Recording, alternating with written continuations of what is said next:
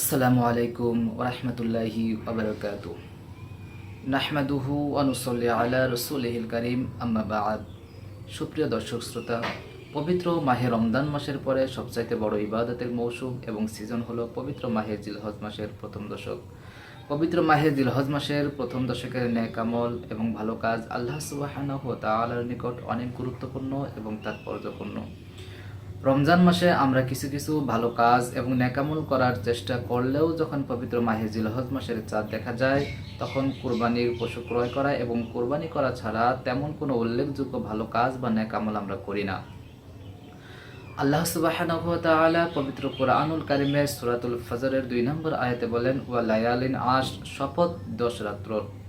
তাফসির ইবনে কাসির সহ অন্যান্য তাফসির গ্রন্থে উল্লেখ করেছে আল্লাহ সুবহানাহু ওয়া তাআলা এই 10 রাত্র বলতে এখানে পবিত্র মাহে জিলহজ মাসের প্রথম দশককে বুঝিয়েছেন। আল্লাহ সুবহানাহু ওয়া তাআলা যখন পবিত্র কোরআনুল কারিমে কোনো বস্তু বা কোনো সময়ের কসম করে, নিঃসন্দেহে সেই বস্তু এবং সময়গুলো আল্লাহ সুবহানাহু ওয়া তাআলার নিকট অনেক গুরুত্বপূর্ণ এবং তাৎপর্যপূর্ণ। সুতরাং এই আয়াত দ্বারা প্রতীয়মান হয় যে পবিত্র মাহে জিলহজ মাসের প্রথম দশক আল্লাহ সুবহানাহু ওয়া তাআলার নিকট অত্যন্ত গুরুত্বপূর্ণ এবং তাৎপর্যপূর্ণ। তাছাড়া পবিত্র কোরআনুল কারিমে আল্লাহ সুবহানাহু ওয়া তাআলা সূরা আল হজ্জের 28 নম্বর আয়াতে বলেন, ওয়ায়াদকুরু ইসমাল্লাহি ফি আইয়ামিম মা'লুমাত, অর্থাৎ আল্লাহর প্রিয় বান্দাগণ নির্দিষ্ট দিনে আল্লাহ সুবহানাহু ওয়া তাআলার জিকির করে।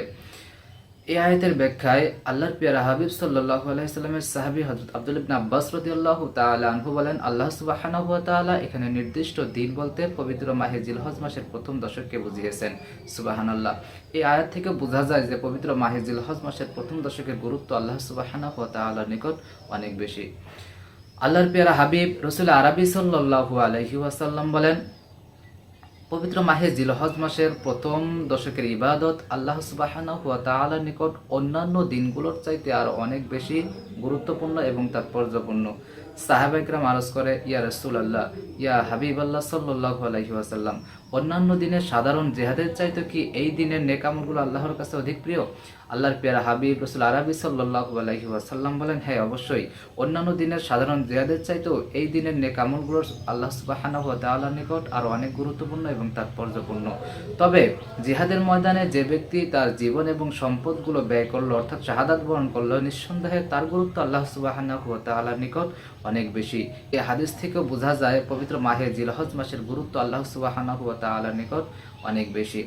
আল্লাহর পেয়ারা হাবিব রাসূল আরবি সাল্লাল্লাহু আলাইহি ওয়াসাল্লাম বলেন, যে ব্যক্তি আরাফাতের দিন রোজা রাখলো, আল্লাহ সুবহানাহু ওয়া তাআলা তার পূর্বের এবং পরের 1 বছরের গুনাহ মাফ করে দিবেন। সুবহানাল্লাহ।